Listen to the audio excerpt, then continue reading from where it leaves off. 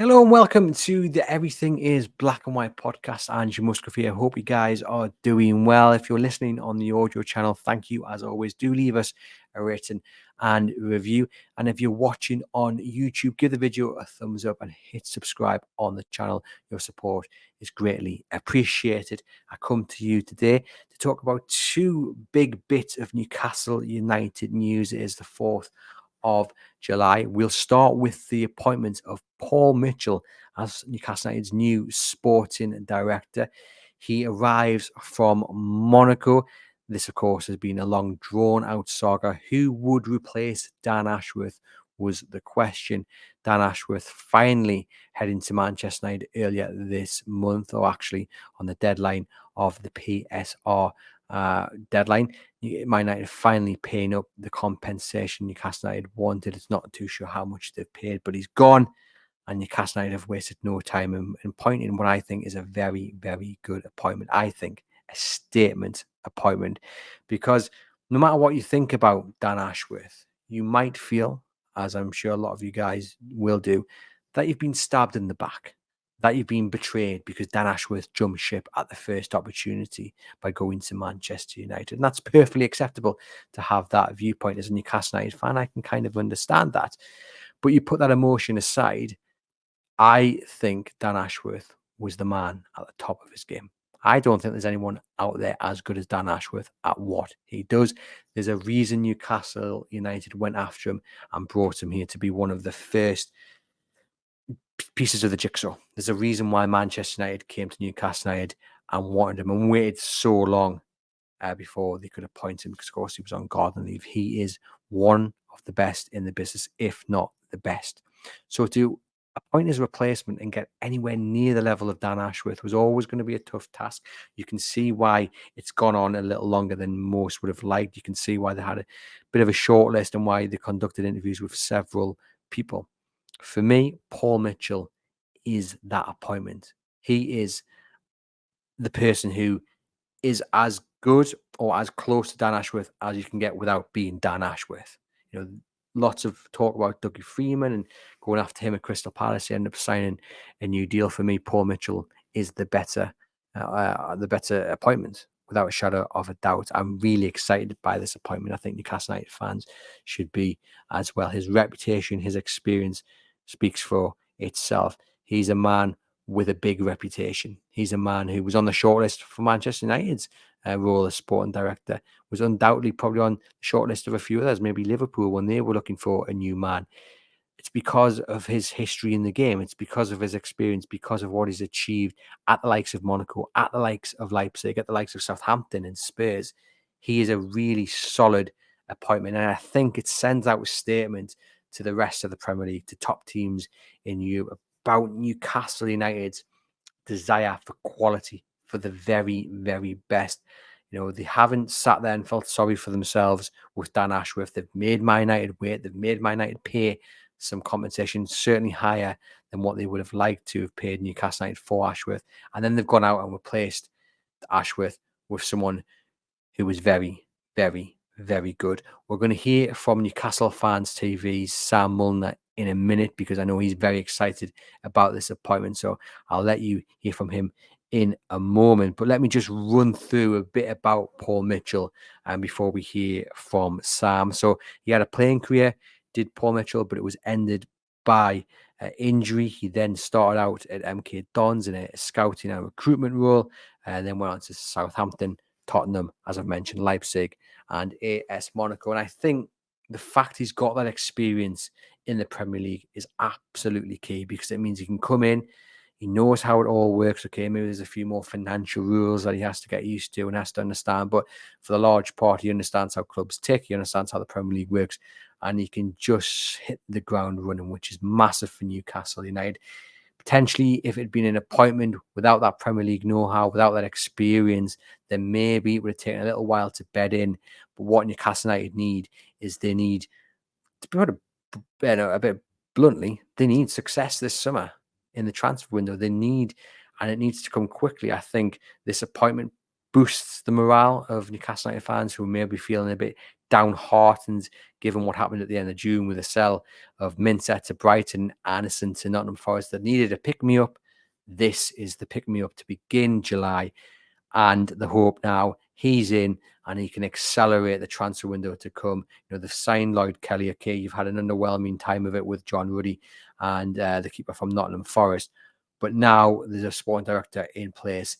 Hopefully, we're going to see some big marquee signings to come to help Eddie Howe take advantage of what is potentially a massive season for him.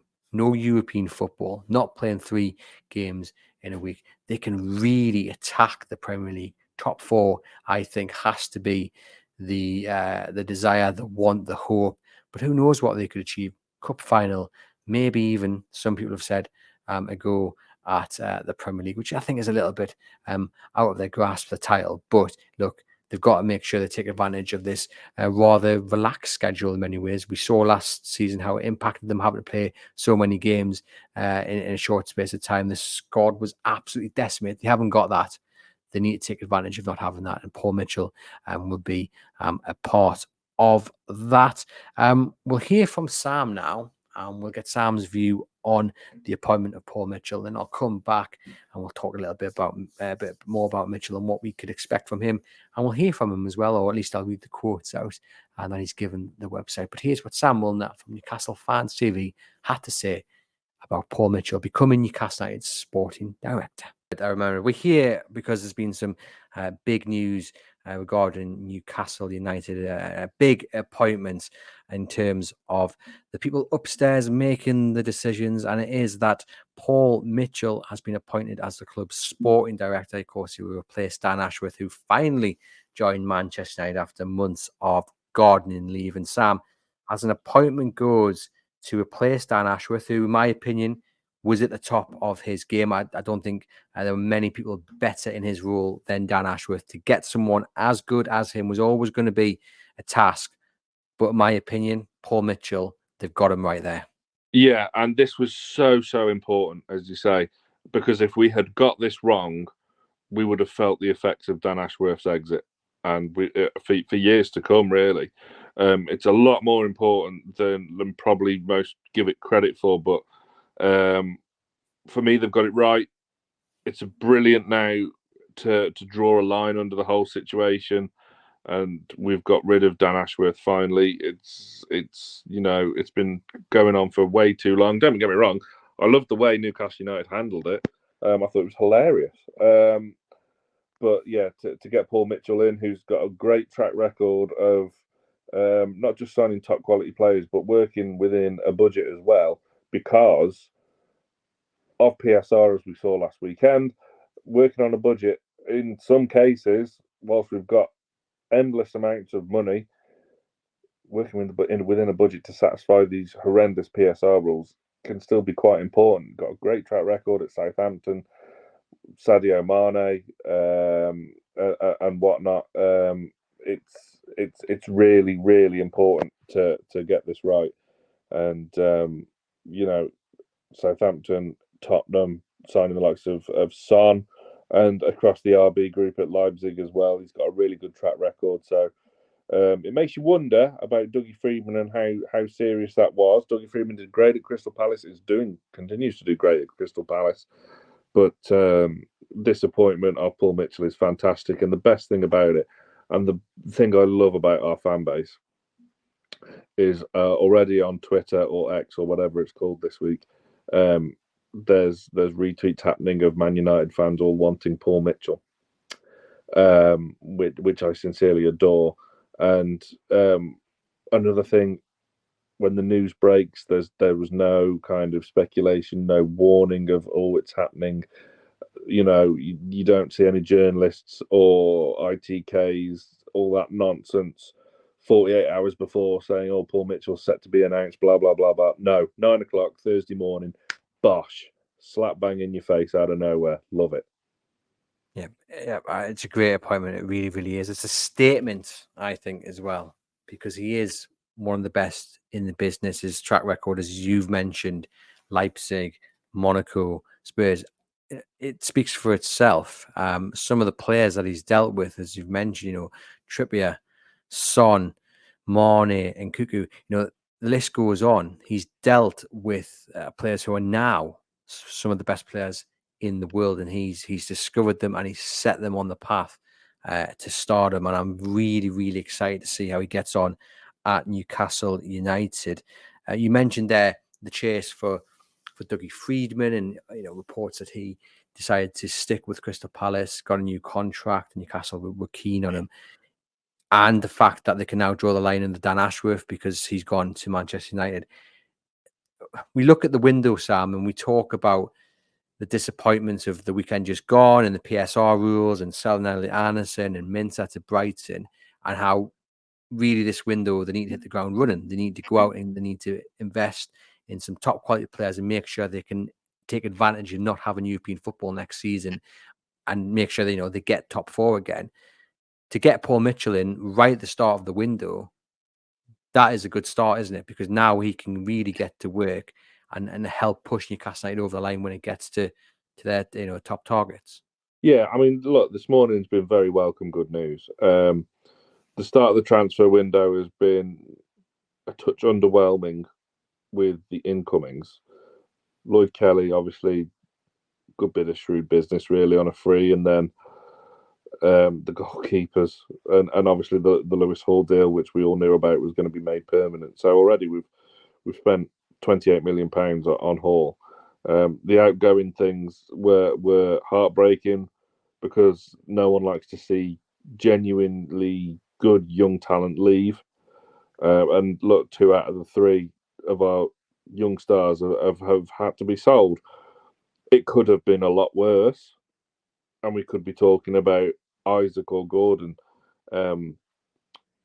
leaving, but hopefully, in a month or so, we're talking about them signing new contracts. So yeah, it feels like we've got a bit of closure and we're ready for a next chapter now where we can kick on and start getting some genuinely good talent coming in through the doors at St James's. Obviously, we know right wing is priority. We need a centre back after failing to sign Tosin, and also a centre forward as well. What's going to happen with Wilson, Trippier, and Almiron? Yeah, so it feels like we're ready to kick on now and ready for a big season.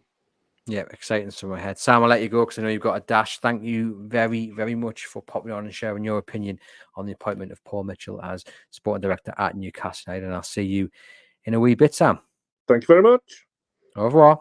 So there you have it. You can tell Sam's very, very excited. I think he's just as equally excited as being able to draw the line under this saga, the search for a new sporting director, and the fact that we're not having to talk about Dan Ashworth every other day being on garden leave and wondering, would the billionaire finally pay up for the man he wants in charge at Manchester United?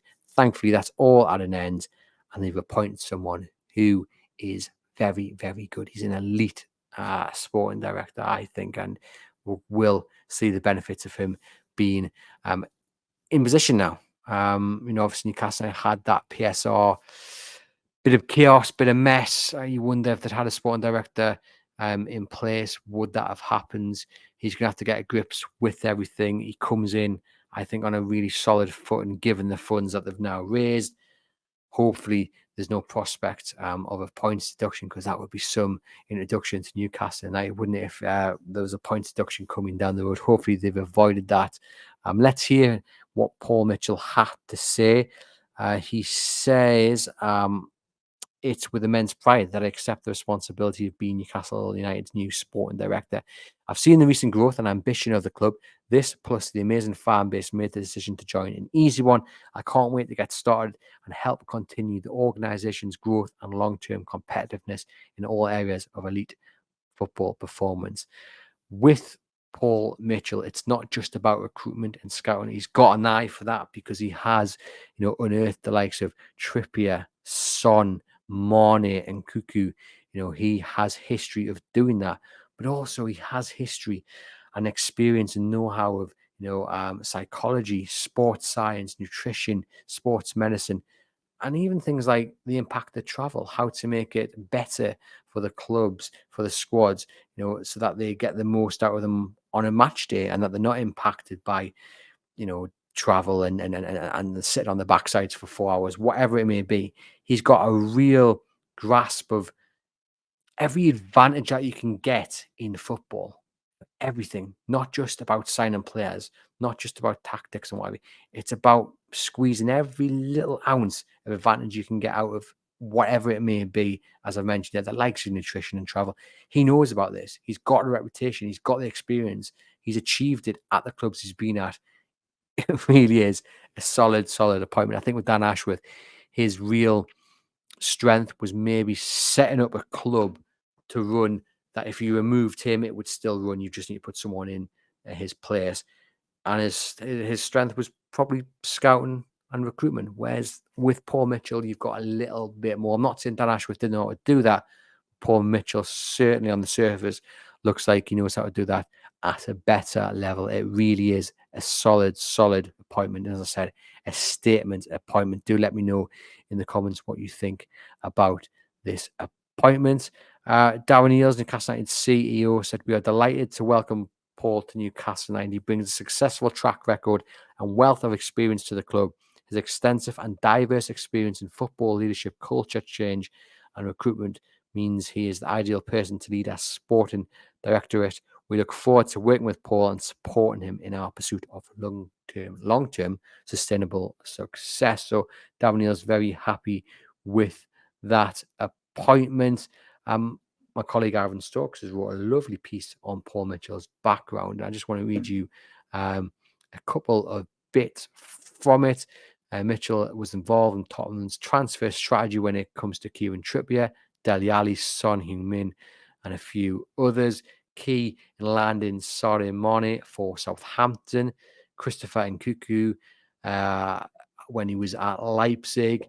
And he goes on to write, "It's not just about finding shrewd signings that Mitchell excels in, given he would be replacing Ashworth, who's had his fingers in all pies on Tyneside.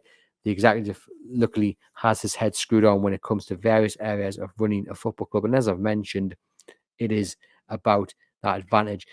In 2021, interview back when he was at Monaco, Mitchell said, "I want to continue to drive standards in each and every department: psychology, sports science, nutrition, medicine, the way we travel, the way we refuel, everything, every element. I think we need to keep pushing to its maximum to try and be the best we possibly can." And that should just excite you. It really, really should. It's a quality appointment. Really excited by this one. And the reactions, I think, to go by on social media. So are you guys.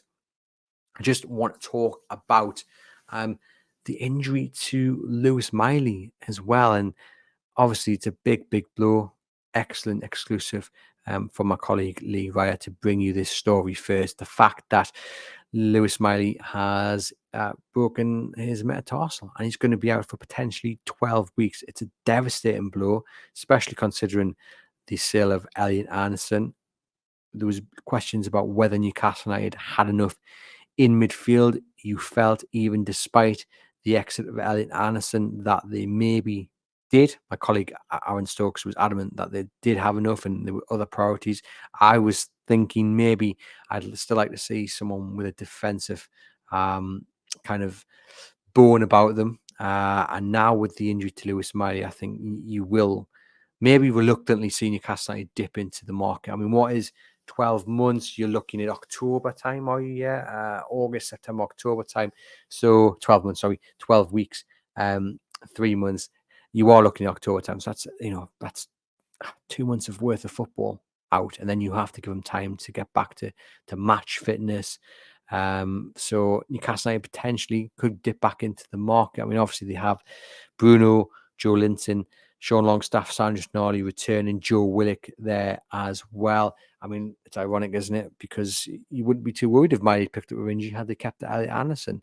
But the fact they've got rid of Anderson, they probably do need to go back into the market. But more than anything, it's just a big blow for the lad, because he was really impressive last season.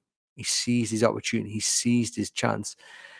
Then he picked up that injury and we didn't see him towards the end of the season. I was really looking forward to seeing him have that summer to work up, maybe add a bit of muscle and a bit of bulk to him, come back and stake a claim for a place in the first team. We've seen it in Manchester United with the youngsters. If you're good enough, you could even end up in the England squad. So I was really looking forward to seeing Lewis Miley have a chance to prove to Eddie Howe that he's the man to hold down a first team place in that midfield. As it is, we're going to have to wait till October to see him. Little bit gutting, to say the least. Let me know in the comments. Do you think Newcastle United need to go out now and sign another midfielder, or have they still got enough? Can Newcastle United last until October to get Lewis Miley back, when, you know, even if he was fit, he's going to be behind the names I've just mentioned there, but would have had a chance to stake his claim? But let me know in the comments what you think. I'm going to end this here. Hope you guys have enjoyed it. Give the video a thumbs up, leave us a rating and review, and I'll see you guys